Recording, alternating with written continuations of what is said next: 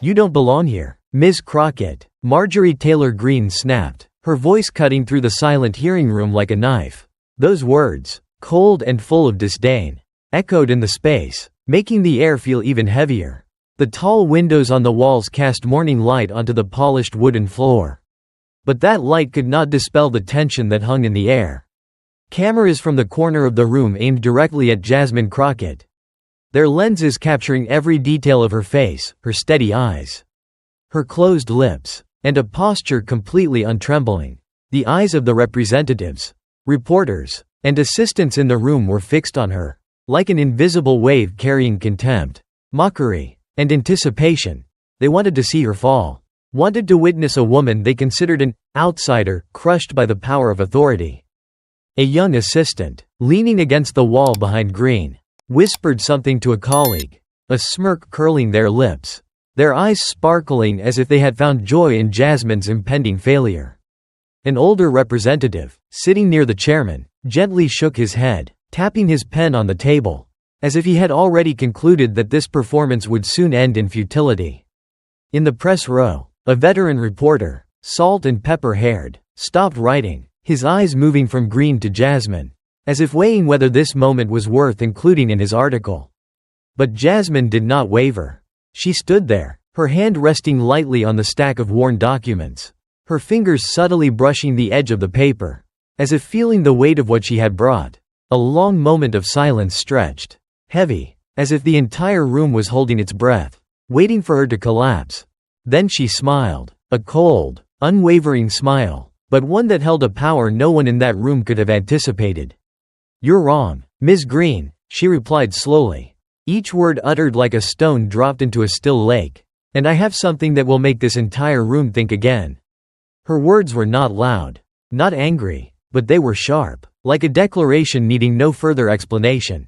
A flicker of unease passed through Greene's eyes, though she quickly masked it with a sneer. A young reporter in the back row, headphones loose around her neck, unconsciously sat up straight, her fingers quickly scrolling on her phone, as if sensing that something significant was about to happen. The room, filled with contempt just a second before, suddenly fell into a different kind of silence, a silence not of mockery, but of unease, as if they had just realized that the woman standing before them was not easily defeated. The wall clock ticked, each beat as regular as the heartbeat of the hearing room, echoing in the silence heavy with tension. Morning light from the large windows on Capitol Hill streamed through, casting onto the polished wooden floor, where the figure of Jasmine Crockett was clearly outlined, a solitary image, yet completely untrembling, intersecting patches of light and shadow on the floor, like an invisible chessboard awaiting the first move, created an atmosphere both solemn and stifling. Outside, the sound of traffic on the roads around the Capitol faded, drowned out by the heavy breathing of the witnesses, representatives sitting in a line, reporters gripping pens, and assistants leaning against the walls, their eyes glancing at each other but no one daring to speak. That room, with its carved wooden walls and leather-bound chairs, carried a strange energy, as if it knew something significant was about to happen. An older representative, sitting near the chairman's table, subtly adjusted his glasses, his finger tapping lightly on the papers before him, as if trying to hide his unease. A young reporter, headphones loose around her neck, secretly glanced at her watch, then quickly jotted something down, her eyes briefly passing over Jasmine with a mixture of curiosity and doubt. An assistant to Marjorie Taylor Greene, standing in the corner of the room, whispered to a colleague, a smirk on their lips as if they had already predicted the outcome of this moment. But none of them, not the representatives, not the reporters, not the assistants, truly understood the weight of that instant. Jasmine stood there, her shoulders straight, her hand resting lightly on the worn folder, the corners of the papers frayed from being flipped through countless times. Her gaze was unwavering, but for a moment, her fingers subtly brushed the silver bracelet beneath her sleeve, a small gesture, almost unconscious, but enough to evoke the memory of the mother who had taught her that truth, however small, can shatter darkness. No one in that room knew what she carried. They didn't know that the woman standing before them, with her calm exterior and seemingly harmless folder, held a secret that could shake the entire political system. A secret she had kept for 7 years. Not for fame, not for power, but for a silent promise. That secret, kept within the worn pages, was not just one person's story. It was a smoldering fire, waiting for the moment to ignite, to illuminate the dark corners that the system had tried to hide. And when Jasmine looked up, her eyes sweeping across the room, not with defiance, but with the resolve of someone ready to change everything, the room was still silent, but the atmosphere had shifted, as if the very walls were holding their breath, waiting for the moment the truth would speak. The hearing room on Capitol Hill was unlike any other place that morning. It held a strange energy, as if the air had thickened, pressing down on the shoulders of everyone present.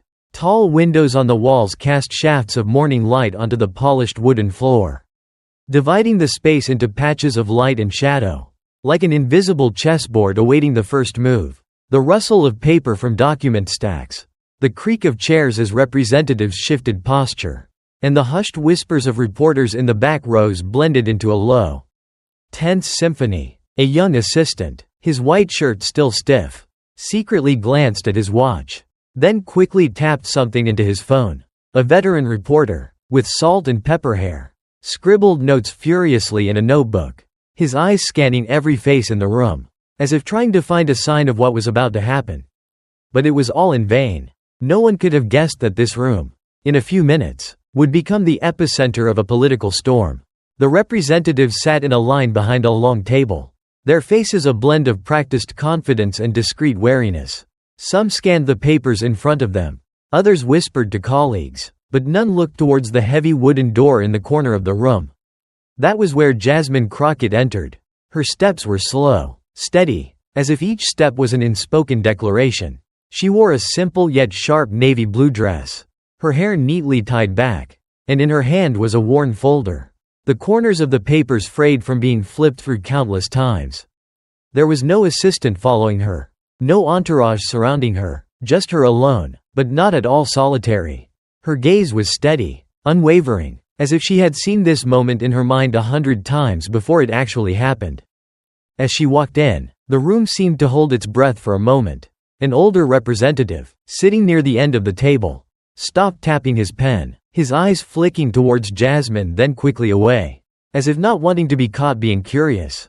A young assistant, leaning against the wall, whispered to a colleague, a smirk curving their lips, as if she had just heard a joke only she understood.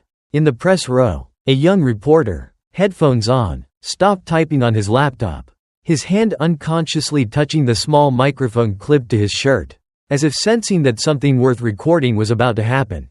But none of them, no representative, no assistant, no reporter, truly understood the weight of this moment. They looked at Jasmine Crockett, a woman many considered not important enough to be standing here. And they saw an outsider, an underdog, someone easily forgotten. But they were wrong. Beneath that calm exterior, inside that worn folder, was a secret that had been kept for 7 years. A secret that involved not just Marjorie Taylor Greene, but an entire system built on whispers, handshakes behind closed doors, and buried truths. No one in this room, from the most powerful to the mere observers, knew that the woman they were underestimating was the final piece of a scandal that could bring down not just a career, but a network of power that had existed for far too long. 7 years ago, in a small law office in Dallas, Jasmine Crockett sat across a paper-strewn desk, her eyes red but refusing to shed a single tear. Facing her was her mother, Evelyn, a woman with a gentle smile but eyes sharp as steel, now clutching a crumpled piece of paper, a final rejection letter from the court.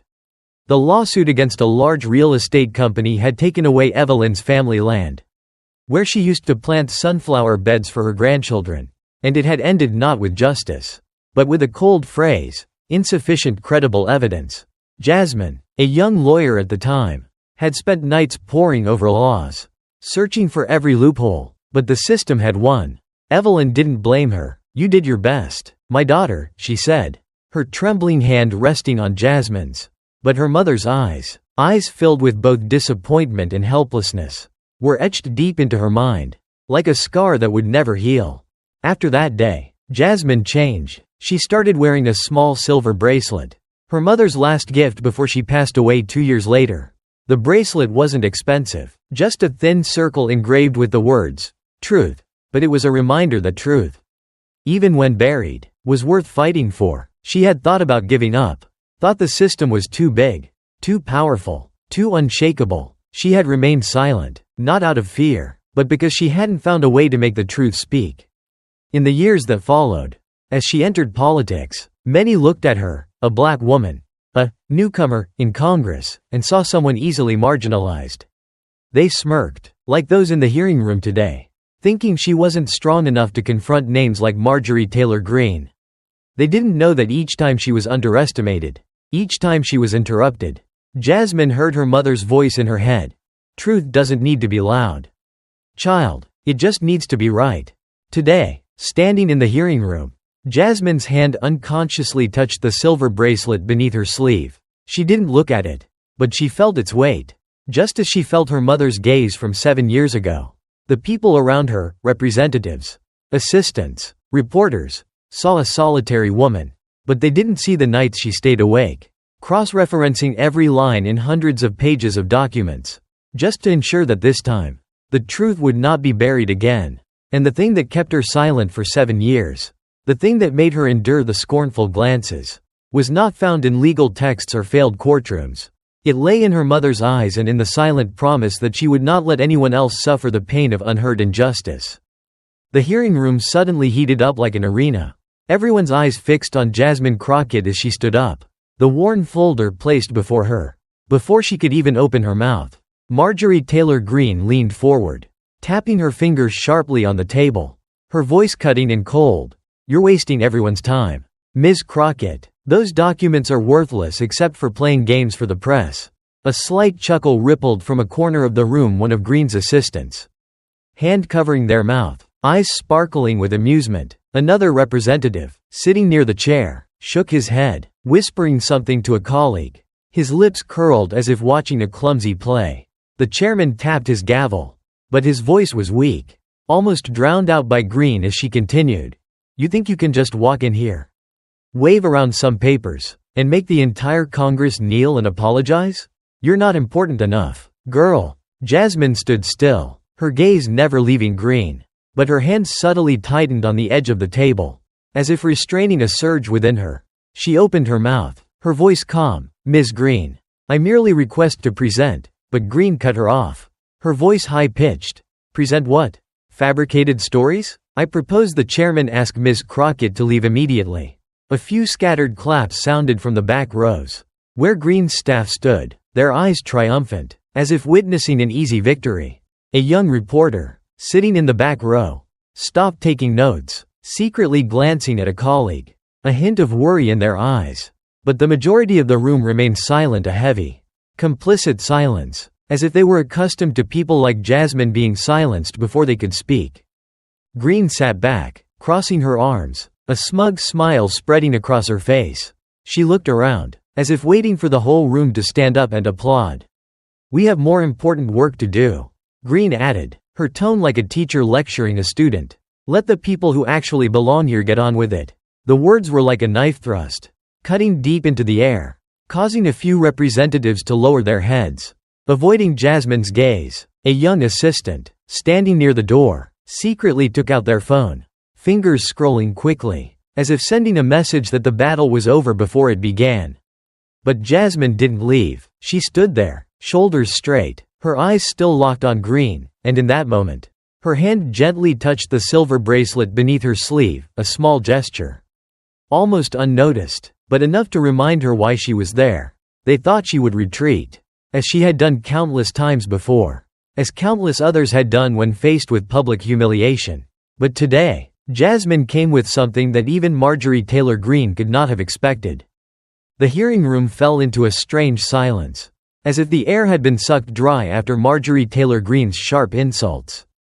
Everyone's eyes were still fixed on Jasmine Crockett, waiting for a reaction, a justification, a shout, or even a step back in defeat. But Jasmine said nothing. She stood there, her shoulders still straight, her gaze not leaving Greene, but her lips sealed, as if letting the silence speak for her. Her hands slowly moved away from the edge of the table, her fingers lightly brushing the silver bracelet under her sleeve, then resting on the worn folder before her. A small gesture, almost unconscious, but enough to make a young reporter in the back row stop typing. her eyes momentarily flickering, as if she had just realized something. Greene, still sitting with her arms crossed, her smug smile not yet faded, tilted her head, her voice mocking. "What's wrong, Ms. Crockett? Lost for words? Or have you realized you shouldn't be here?" A quiet laugh rippled again from the corner of the room, where Greene's assistants stood. One of them secretly took out a phone, fingers scrolling quickly, as if recording this moment of victory. The chairman, his face tense, tapped his gavel again, his voice trembling. "Ms. Crockett, do you wish to proceed?" But Jasmine did not reply. She just bent down, slowly opened the folder, and gently turned each page, as if searching for something she knew exactly where to find. Each rustle of paper echoed in the silent room like a heartbeat, making an older representative, sitting near the end of the table, unconsciously sit straighter, his hand stopping its rhythmic tapping. The atmosphere began to shift.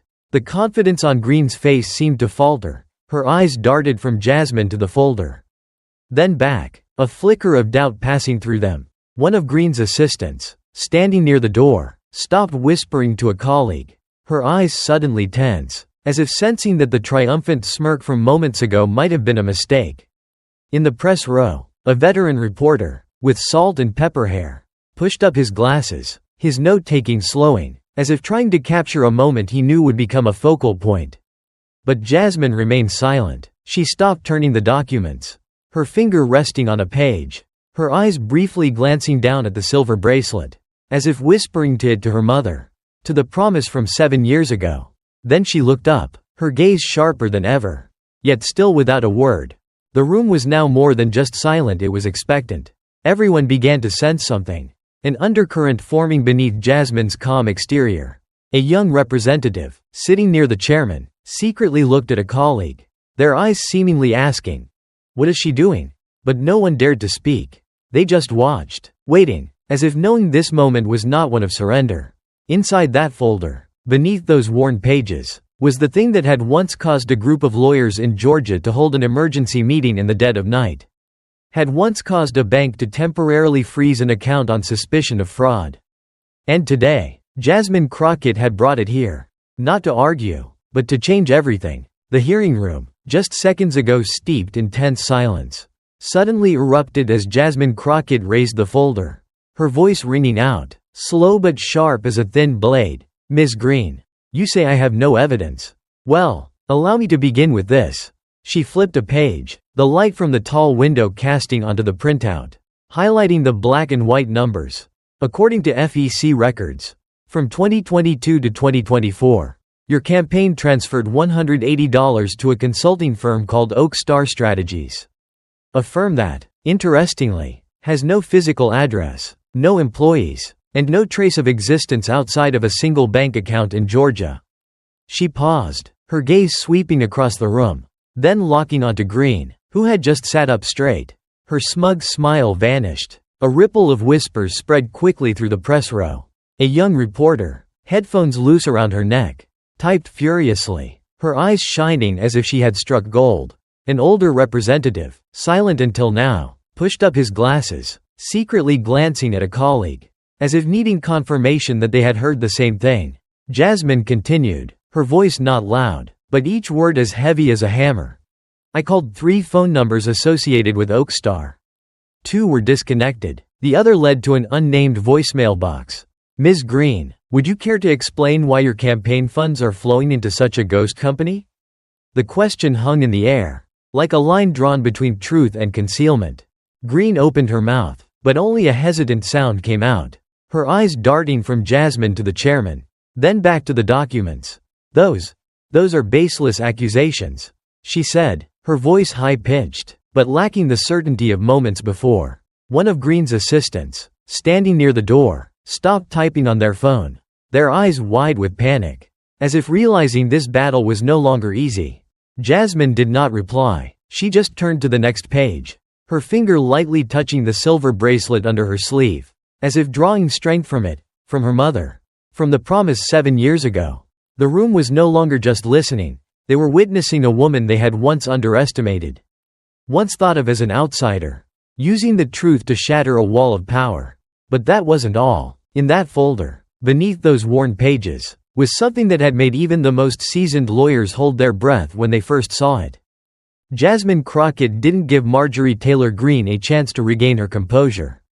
She held up the final page, her eyes sharp as a blade, but her voice remained calm, almost gentle. "Ms. Greene, I didn't come here to argue.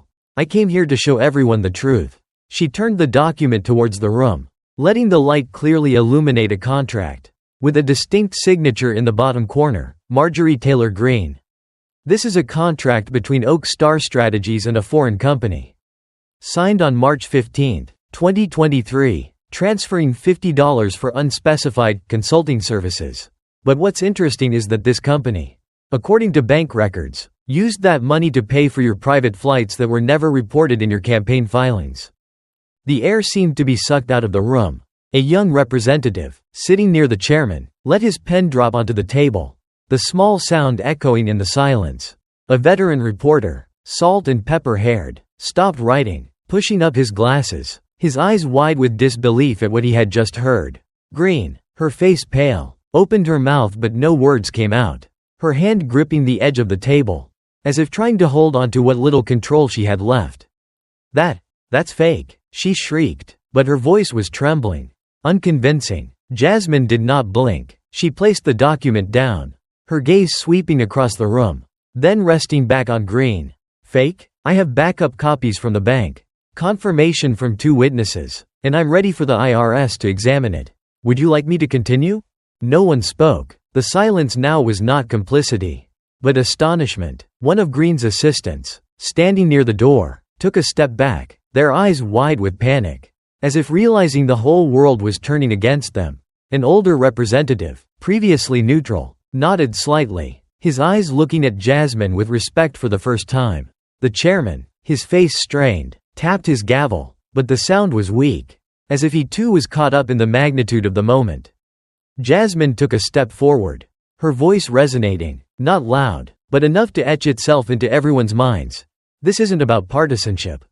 Ms. Greene, this is about the trust the people place in us. And the trust you have broken." The statement was like a final hammer blow, leaving the room silent, not out of fear, but because they realized they were witnessing a moment that would change history. But that statement didn't just silence Greene. It made the entire room realize they had been on the wrong side of the truth and the cost of that truth. As Jasmine was about to prove, would not end here. When the chairman's gavel struck, ending the hearing, the room remained submerged in a strange silence, as if no one dared to breathe deeply. But outside, the world had already begun to move. A young reporter, sitting in the back row, posted a quickly recorded video on X just seconds after Jasmine's concluding line. "This is about trust." That clip, only 45 seconds long, spread like wildfire, 2 million views in 3 hours. Accompanied by the hashtag Crockett exposes Greene. On TikTok, spliced clips appeared, from Jasmine's sharp gaze to Greene's pale face, with the caption, "When the truth speaks." In coffee shops, churches, and living rooms across America, people began to debate, not just about Greene, but about what the political system had hidden for too long. Mainstream media quickly joined in. Evening news broadcasts on CNN and MSNBC replayed the moment Jasmine held up the contract, with headlines like, "Financial Scandal Rocks Congress." An article in the Washington Post, shared tens of thousands of times, asked, "How could a young representative expose what the entire system overlooked?" Even conservative newspapers, though reluctantly, had to acknowledge the weight of the evidence. But the impact didn't stop at the media. In Georgia, Greene's office was flooded with hundreds of calls from constituents demanding answers. A group of lawyers in Atlanta announced they would review Oak Star Strategies transactions, while an online petition demanding an IRS investigation garnered 50,000 signatures in just one night. Jasmine, though not seeking the spotlight, became a symbol. A 17-year-old girl in Texas posted a video on Instagram, holding a sign, "Thank you, Ms. Crockett, for speaking for us." A teacher in Ohio wrote a letter to Jasmine's office, saying she had used the story to teach her students about integrity. But the biggest pressure fell on Congress. An internal ethics committee, previously slow-moving, was forced to convene an emergency meeting. And Greene's approval ratings in polls plummeted by 20% in just 48 hours. That hearing, like a stone thrown into a lake, created ripples that could not be stopped. The next morning, thousands of emails flooded the Attorney General's office, demanding a full investigation. That day, as the last rays of sunlight fell upon Capitol Hill, Jasmine Crockett's story didn't end with just one hearing. It became a small fire, smoldering but inextinguishable, spreading in the hearts of those who once thought their truth wasn't worth hearing. People like the 17-year-old girl in Texas, standing in front of a mirror, practicing speaking louder because she had seen Jasmine do it. People like the teacher in Ohio, retelling the story to her students, so they would believe that integrity still has power. And also ordinary people, from small towns to big cities, who began to ask, if one solitary woman could make the whole system reconsider. What can we do? Jasmine didn't stand there seeking fame. She stood there because of a promise to her mother, to those who had been abandoned by the system, and to herself. That truth, no matter how long buried, would find its way to the light. That hearing didn't just expose a scandal. It ignited a belief that justice is not the privilege of the powerful, but the right of anyone who dares to speak up. And in the days that followed, as the hashtags gradually quieted, as the news moved on to new stories, what remained was not the downfall of Marjorie Taylor Greene, but the image of a woman, with a silver bracelet and a worn folder, who reminded the world that trust can be rebuilt, one step at a time. As the heavy wooden door of the hearing room closed behind Jasmine Crockett, the clamor of cameras and the whispers of the press gradually faded. She stepped into the hallway, the morning sun shining through a large window, casting soft patches of light on her face. In her hand, the worn folder was still held tight. Like a silent companion, she didn't look back, didn't check her phone which was vibrating with a flood of notifications. Instead, she stopped, her fingers gently touching the silver bracelet beneath her sleeve, her eyes briefly sad but serene, as if speaking to her mother. I never forgot. She didn't celebrate. There was no triumphant smile, no boastful words. Jasmine simply closed the folder quietly, carefully, just as she had once folded her mother's letters 7 years ago. A young assistant, standing at the end of the hallway, looked at her with admiration, but didn't dare approach. A veteran reporter, salt and pepper haired, still stood outside the door, making final notes in his notebook, then looked up, his eyes seeming to say, "You did what no one expected." But Jasmine didn't need those words. She walked on, her shoes tapping softly on the stone floor, each step steady, as if she knew this journey wasn't over. But today, she had kept her promise. She left Capitol Hill, the sunlight shining on her figure, solitary but not alone. In her pocket, the silver bracelet subtly vibrated, like a reminder that truth, however small, however underestimated, always finds a way to shine. And as she stepped into the waiting car, the glass reflected her face, a woman who had stood up, not just for herself, but for all those who had ever been abandoned by the system.